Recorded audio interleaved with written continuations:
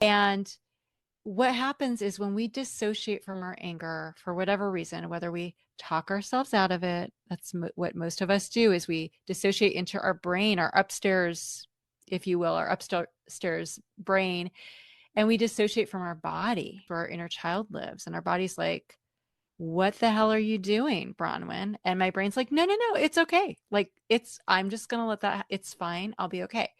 And so when I look back, for my life, the times where my depressive episodes were so profound is when I was actively betraying myself, where I was dissociating from my anger. Welcome to Normalize the Conversation. I'm your host, Francesca Reigeter. Today, I'm joined by Bronwyn Schweigerdt, a licensed psychotherapist and author who helps people heal by guiding them to face and express their hurting emotions, especially anger. Anger is often misunderstood and pushed aside, and it can silently contribute to depression and emotional repression. In this conversation with Bronwyn, we uncover the hidden connection between suppressed anger and depression. Together, we unpack what's really happening beneath the surface and how to release what's been held inside. Learn how acknowledging your anger can unlock the door to emotional freedom and help you finally feel at peace within yourself. Thank you so much for joining me today. I am very excited for our conversation. But before we begin, I want to check in. How are you really? Wow. How am I really? I am really, really good today. Yeah. Thank you for asking me, Francesca. Of course, I think a lot of times we forget to check in with ourselves and Mm, truly check in with each other. And I've noticed lately for me, something I've been struggling with is increases in my depressive episodes. mm, And when I sat down, I was prepping for our episode a little bit actually, and I was reflecting on why am I feeling this way? Like, why mm, am I suddenly going from my depression was very manageable and I was doing really good to having mm, these severe episodes? mm, And I reflected back on the last 2 weeks and I had some things canceled because of things outside of my control with legislation. And mm, I started to feel very angry. But mm, instead of expressing that anger, instead of admitting that anger, I just held it mm, all inside internally mm, until I was on the floor, on the phone with my mom, crying. I'm like, I don't want to be here. I don't know what I'm doing. Like, the world is ending. So much mm. so that she's on a plane on her way here right now to give me a hug. So, but it made me realize how much of a role anger plays in our mental health. Yeah. Yeah. That's my specialty as a therapist is anger. And I chose it because I think it plays the role in our mental health, like the role. And I kind of came by that by accident because I had some very, very profound depressive episodes of my own to the point where I wasn't functioning at all. Um, and when I started to become a therapist and started working as a therapist, I kind of started connecting the dots between my own experience and then what I'm hearing from my clients. And I'm like, wow, so that anxiety or that panic attack or that depressive episode, like it seemed like it was prompted by that one thing that really maybe could have made you feel angry, but you didn't allow yourself to. And then I saw that retrospectively in my own life, like, oh, wow. So those years of my life that I was, not functioning all started with that one event or that other event. And I think what that is about, so I call it dissociated anger, where we're dissociating from our anger. And what happens is when we dissociate from our anger for whatever reason, whether we talk ourselves out of it, that's what most of us do, is we dissociate into our brain, our upstairs, if you will, our upstairs brain, and we dissociate from our body. And our body, I think, is where our inner child lives. And our body's like, what the hell are you doing, Bronwyn? And my brain's like, no, no, no, it's okay. Like, I'm just going to let that, it's fine. I'll be okay. And we start to disintegrate, right? We're not being integrated as a whole person. And there's this like schism within us where we're betraying ourselves.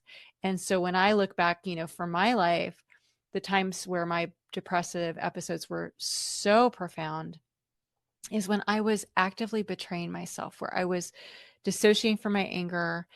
And what happened, our anger isn't there to just make us a quote angry person, a hothead, or if you will.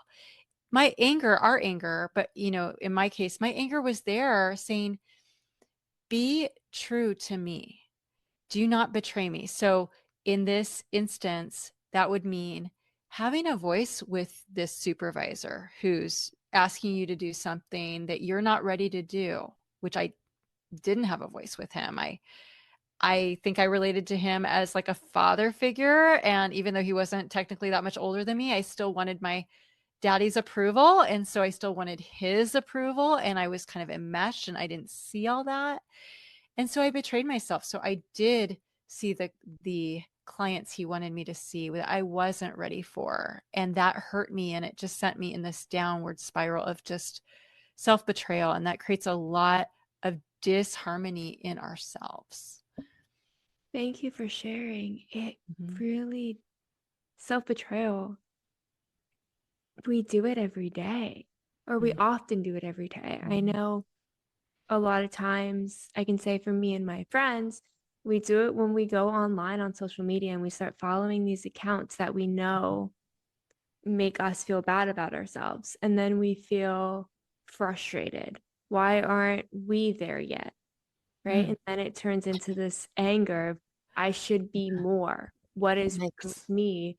And the spiral, and we just kind of do it to ourselves in so many ways without Yeah. realizing it because we're just going along with what we think we should do. Yeah, and I can tell you as a therapist that no one is how they look on social media. Like I see the real deal of people who outwardly might look like everything is so happy and they have it together, and that just doesn't exist. So we are actually deceiving ourselves and we're hurting ourselves and we're shaming ourselves, right? Yeah, it's a cycle. So we're betraying ourselves. You're absolutely right. We're hurting ourselves. And for what? Like, how is it motivating us? No, it's making us actually more debilitated. Yes, exactly. I was just reading a newsletter yesterday that someone posted about how we're all always pretending. We're pretending to be okay, we're pretending to have it all figured out. And then we're looking at everyone else who's also pretending. Yeah. And it's just creating this disconnect. And then we constantly sit there and feel bad about who we Mm, are instead of acknowledging how amazing we mm, are, how much knowledge we do have, how mm, much impact and power we do have. We just mm, constantly betray ourselves until we get to a mm. place where we just completely shut down. Yeah, and I think at the heart of what you're saying, Francesca, we're looking outside of ourselves for some kind of arbitrary metric to see our own worth. And that's really the problem because, I used to look to, my looks, my physical appearance, my physical physique, and as anyone who's done that, they know it's never enough. I mean, you might look dazzling for like 1 hour or in one photograph or one event, but you're thinking like, oh, what did I eat so I can maintain this? Like you'd never get to a place of like, whew, I can just rest. I can just have peace. Like it's insatiable, right? And if you're vying for other people's approval, which a lot of us I call, people who are on the codependent spectrum, we're approval addicts. Like we can't get enough. It's never enough. When I was in grad school, my professor, if I had a professor who thought I was amazing, it was never enough. It made me feel happy for like one day. And then the next day I'm back to trying to maintain that or get it from another professor or get it from another class. It never satisfies. And so when we just kind of surrender, just kind of give up on all of that, and we give ourselves our approval, where again, that's integration. We're integrating, like my adult self with little Bronwyn just looks at her and says, you know what? I don't care what other people think. I think you are good. And I give you permission to be human, which means making lots of mistakes, because that's what humans do best. We make lots of mistakes and learn from them.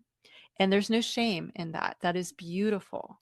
And I love you not because of what you do or how you look or how you say things. I love your heart. And you won my approval the day you were born, because that heart inside has always been that heart. And you will have my acceptance until the day you leave this earth. And nothing can ever detract from that. You know what? Now, little Bronwyn, you are free to be true to you. And you're free because you have me, you have my approval. You're free to disappoint the hell out of everyone else in the process.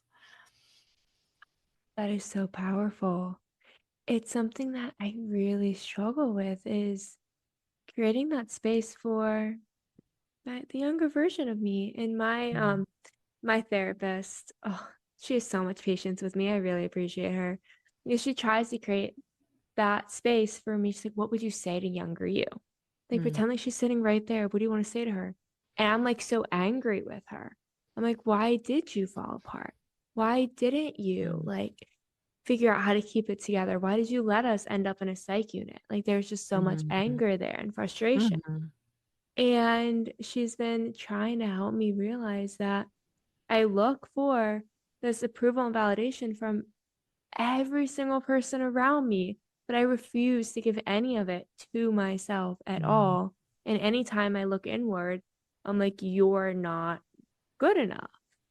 And if I keep allowing mm, those thoughts to mm, cycle and grow, it mm, is really going to be hard to start to move mm. through the depressive episodes, especially when they get so bad.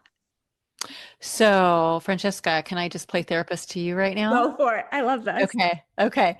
So it sounds like you have a lot of shame for ending up in a psych ward. By the way, I'm a therapist and I have been in a psych ward, like on the patient end of it.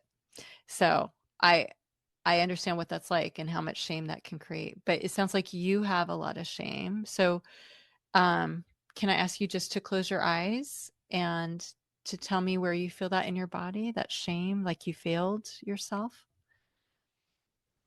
In my chest and in my hands. Like it feels tight, and then I feel like this tightness in my fist. Okay. So what would your fist want to say to that, Francesca, if it could speak in raw and uncensored? I want you to let your fist say it, not your brain. Oh, it just wants to like blow up. Like, how did we like Mm, not see the signs sooner and like mm, reach out for help? mm, And it's just, I want to mm, say, like, you didn't have to go through this alone. mhm. Okay, so I want you to picture younger Francesca who's in that psych ward that you're really angry at, that your fist wants to blow up at. And I want you to imagine you go to that younger Francesca and maybe you lift up her chin and you look her in the eyes and you say, younger Francesca, I am really angry with you because you let it get really bad. And it really, really infuriates me that how you let things slide for so long and you didn't reach out for help. But I can also take into account the bigger picture that you have always had these really unrealistic expectations of yourself. And maybe you were conditioned from your early childhood to feel responsible for other people's feelings and not for yours. And maybe that is what led you to this place where you're at now. And because I can take all that into account, I forgive you. I forgive you. And younger Francesca, I want you to forgive me too, because I wasn't there for you. I neglected you. I was not responsible for your feelings. I was too busy seeking other people's approval and being responsible for everyone else's feelings. So my eyes are opening that you need me and that I am powerful for you. And I ask your forgiveness for me too. And I'm learning that you matter. And I'm learning to be responsible for you. And I want to put all the shame that you feel, that we feel about ending up here in this big cardboard box right now. And we're just going to throw it in the ocean because it's not our shame. It's not ours. We're human. We make mistakes and we're going to learn from them, but we're not shameful. And then I want you to give her a big hug and just tell me what you feel in your body right now, Francesca. I feel like a tingling, like I actually feel a little bit lighter. That was good. Like I actually want to smile for her. Good. Well, because that is a reunion. That's the first step. There needs to be more, but that's the first step in a reunion between you and younger Francesca. That was really good because, yeah, I mean, that's exactly what it was. Always feeling like I had to put everyone else first. I mean, still to this day, that's something I struggle with. And Mm-hmm. one thing I did learn very, very slowly was through that kind of like anger of why didn't you reach out for support? Why didn't you, like, you didn't have to go through this alone, is to not allow myself to go through it alone anymore and to start reaching out, but also forgiving that version of me that didn't know she could reach out because she felt like the weight of the world was on her shoulders to make sure everyone else felt okay first. Yeah, that's it. So a lot of us are conditioned from our early childhood to believe we are responsible for other people's feelings. And, when you think about it, that's actually not even possible. I tell people, like, you can believe you're responsible for others' feelings, but you will die trying because it's not possible. And when we believe that, we cannot simultaneously be responsible for our feelings. And yet the truth is, we are only responsible for ourselves. We are responsible to others, but never for them. Yes, that is so powerful. Mm, We, at least I can say from my experience, often think that it's my responsibility to make other people feel better. So, mm, backstory to me ending up in a psych unit, I lost my grandparents got into a car accident, lost my grandfather, mm, almost lost my grandmother, broke almost every bone in her body. I slept on a hospital chair next to her for 10 nights. Like I would not leave her side. I just had to make sure she was okay. And then mm, shortly after that, lost my uncle and moved in with my aunt and cousins and tried to just make sure they were okay through all of it. I didn't give myself a chance to grieve or cope or wow. experience anything. I took on that feeling of I have to fix everything for everyone. And Yeah. then was too much, ended up in a psych Mm, unit. And then wow. blamed myself for like, how did you let this Mm, happen? But I didn't know better because I was mm, raised to always prioritize making sure other people felt mm, like someone was there and helping them get mm, through it. yeah. Yes, those early templates, they're invisible, they're unconscious, but unless we kind of wake up to them and deconstruct them and reorient them, they will rule our lives. Yeah, they really will. So for people listening who maybe they're listening and they're like, I also have had these mental health symptoms. And I have never thought about maybe that underlying anger, that root cause of them. How can they begin to explore if and where that anger may exist? Hmm. Yeah. So we need to start with kind of where did we learn to dissociate from the anger? So I believe most of us likely learned that probably when we were, 1 to 2 years old, when we were differentiating the terrible twos, which I want to change that term, terrible twos. It's the awesome twos. But that child is differentiating. They say no, and they have boundaries with mom, and mom usually doesn't know how important it is to allow for those boundaries. And maybe mom is insecure. I know I didn't want my daughter to differentiate. It made me feel not so great. And so mom will say, no, you don't get to do that, or they'll do the silent treatment. And that makes that little child like, oh my God, if I show anger, I'm going to be abandoned. I can't afford to be abandoned. I'm just a little kid. I'm so dependent. And so we create these templates that anger equals being alone, anger equals shame, right?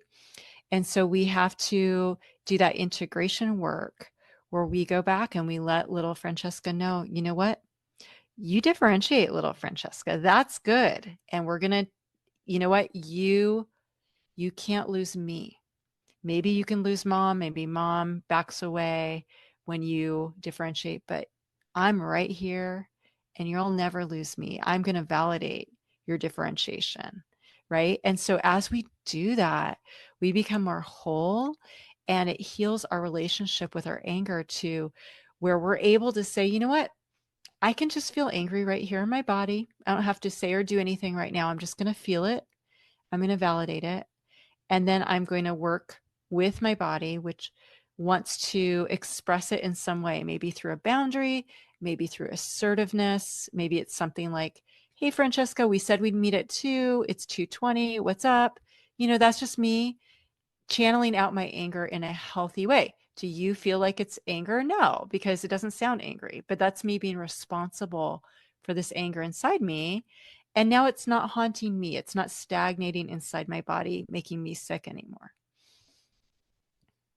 I I mean, I knew there were healthy ways to express your anger, kind of, but I never thought about it like that. How it can be, I'm upset and angry with this. I'm always late, by the way, and I apologize to all my friends No, you constantly. weren't late with me. No. That's true. My friend today was like, "Can you come at 4:10?" after telling me 4 o'clock, and I was like, "You already know I'm not gonna be there till after that, so tell me four." But always late, and I'm sure that sometimes they feel like angry and frustrated and they don't say it to me. And eventually I got to get better, but eventually that can build up to a rupture in our relationship. It Yeah. can lead up to this resentment that I don't even realize because of that Hmm. limited or lack of communication about it. The boundaries can be such a great way to express that anger in such a healthy way. I love that. Yeah. I mean, I think we will feel resentment even if we're not aware of it. And we aren't aware of it until it's like kind of high, kind of flowing over the top. So, yeah, in any friendship, in any partnership, if we can be responsible for it in the moment, we're really doing everyone a favor, not just that person, not just ourselves. Like for me to say to my husband, I'm starting to feel resentful right now. Like that's what I need to say, not wait until and pretend like I'm not, talking about pretending. Let's just be human. Let's be honest. I'm going to say it right now. And that helps him know, oh, okay. I'm glad he shared that with me so I can do better right now before it builds, right? Yeah, we often forget that we can communicate that we can be honest about how we're feeling.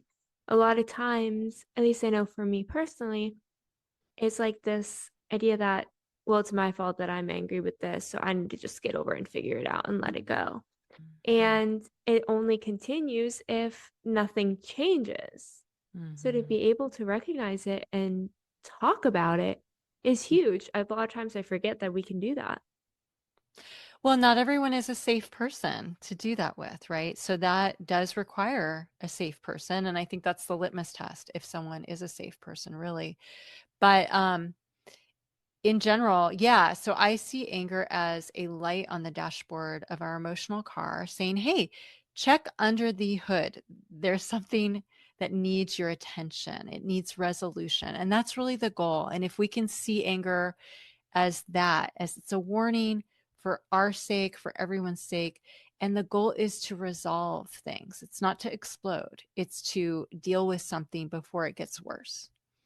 That makes so much sense. I love that metaphor. You don't have to wait for the car to break down. It's that check engine light coming on to know, let's see what's going on. I know a lot of people, me included, like to wait till a long time after the check engine light comes on to address it.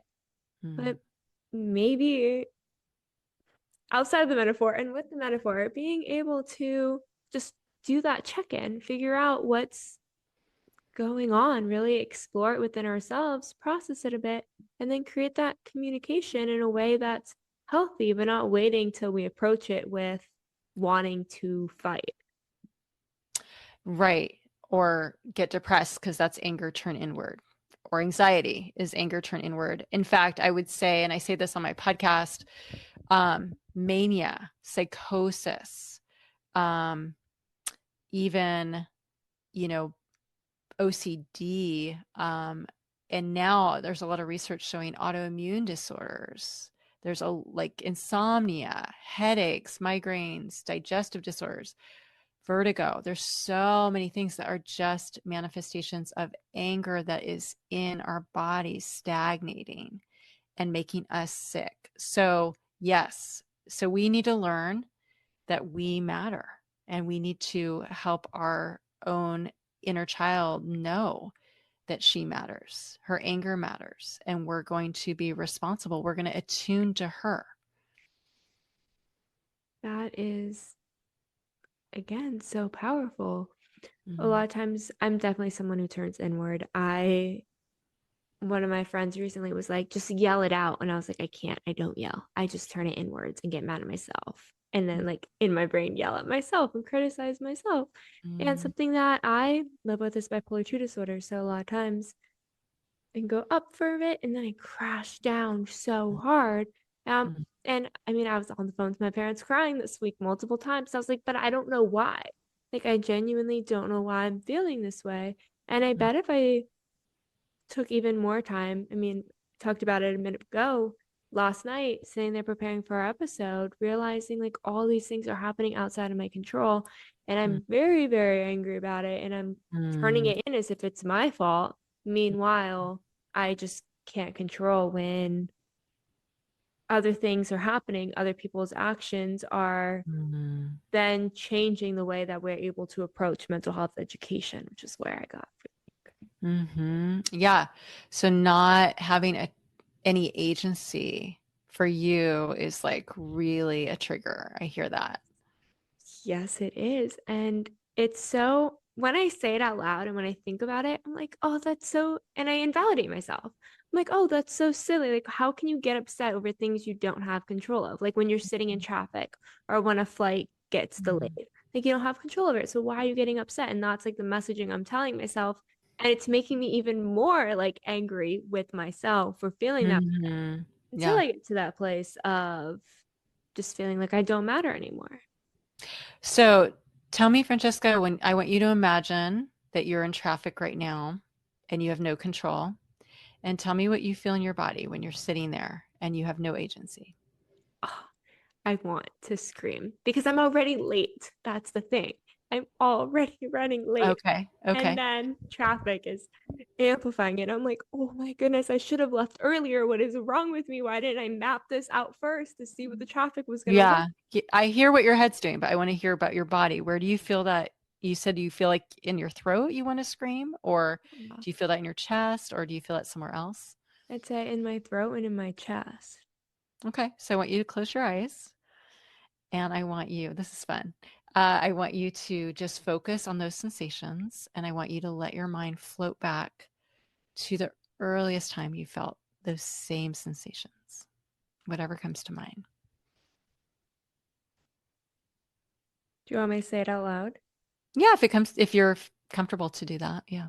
Yeah, it was when I was 5 years old. My older sister, in a way that an older sister does, was like making fun of my body. And then Mm, at cheer practice or tryouts, we were required to step on a scale to see if we were small enough to be a flyer. And I like couldn't control the fact that I was 5 years old and that's mm, what my body looked like. And everyone mm, was making me do like step on a scale to see if I was mm, small enough. And I just had no voice and no mm, control. Okay. So, what do you feel in your body now when you Oh, say it's tightness in my chest and in my head, like a headache. Okay, so I want you to say to your brain, I really appreciate you, but you're going to take a break right now and I'm just going to stay in my body. I'm not going to dissociate. from my body, and I'm going to feel whatever my body feels, wherever it feels it. And just tell me if you notice anything shift in your body. Feel a little bit of a release. And do you feel the tension still in your chest? No. Do you feel anything in your gut? Mm-mm. Okay, so you don't feel anything now. I feel a little bit lighter. Okay, so I want you to tell your body, you know what, little Francesca, I am going to give you a voice. I know you want to scream. I don't blame you. Your sister and other people are making you feel like you have no agency and you feel shame. And I don't blame you for feeling that way. But I am going to be the person, that attachment figure for you that gives you agency because you matter to me. Your needs matter, your wants matter, your feelings matter to me. And we're going to put all the shame that you feel right now about your body in this big cardboard box. And we're going to throw it into the ocean because there's no shame. You can be whatever you are. There's no judgment. There's no metric that defines your worth. I'm the one who sees you, and what I see is good. And I see a precious little girl, and I am so pleased with you. And now we can feel all our feelings together because what's shareable is bearable. So you don't have to feel that anger in isolation anymore. It's valid, and we're going to feel it together, and we're going to work collaboratively to channel it out of our body in healthy and productive ways.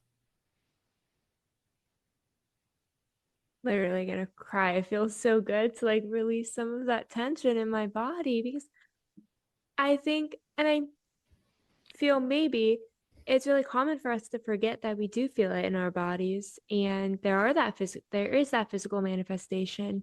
And I know for me, I just let my body exhaust itself, and then I'm like, what is wrong with me?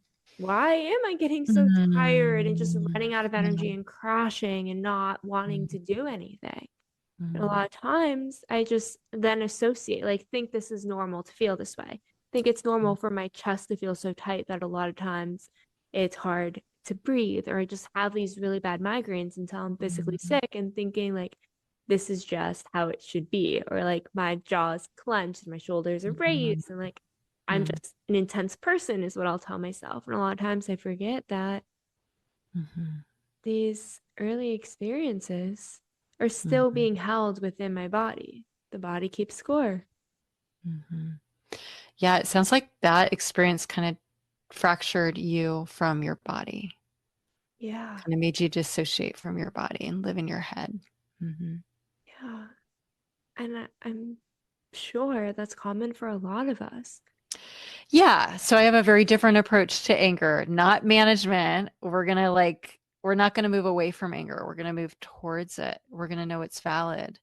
And as we connect with our anger, we connect with ourselves. We're kind of waking up. It kind of wakes us up and it brings us back to life, if you will.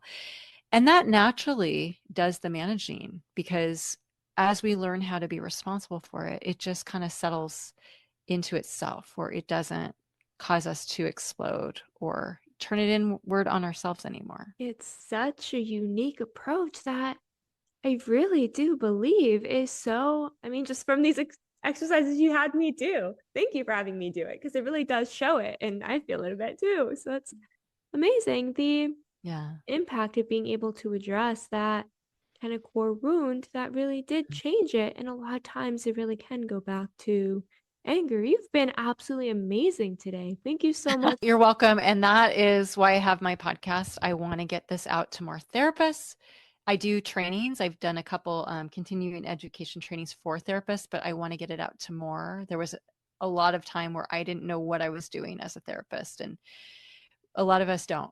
And also just to people themselves to do it for themselves. So I call what I did with you an integration exercise, and I still do them to myself, although I don't need to as often now. But you know, our triggers, if you will, are opportunities to integrate with ourselves and to become more whole. And it's really powerful. And we can do that for ourselves. Yes, we absolutely can. Okay, for those listening who are as mesmerized with you as I am, how can they find your podcast? How can they connect with you, learn more about these trainings, and just continue to learn from you?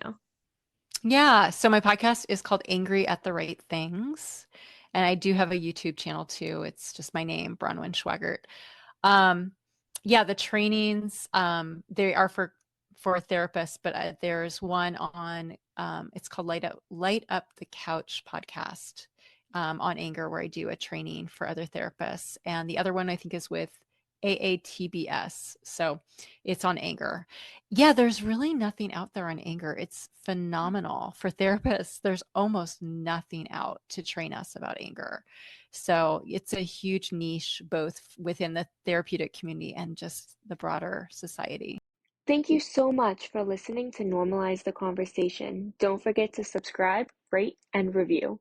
This podcast is an initiative of Inspiring My Generation, focusing on normalizing the conversation, bringing education and awareness to the forefront, and amplifying global voices to spark change and hope. Inspiring My Generation is a 501(c)(3) nonprofit organization on a mission towards suicide prevention through awareness, conversation, education, and support. Connect with us on Instagram at Inspiring My Generation and visit our website inspiringmygeneration.org to learn more about our work and how you can make a difference.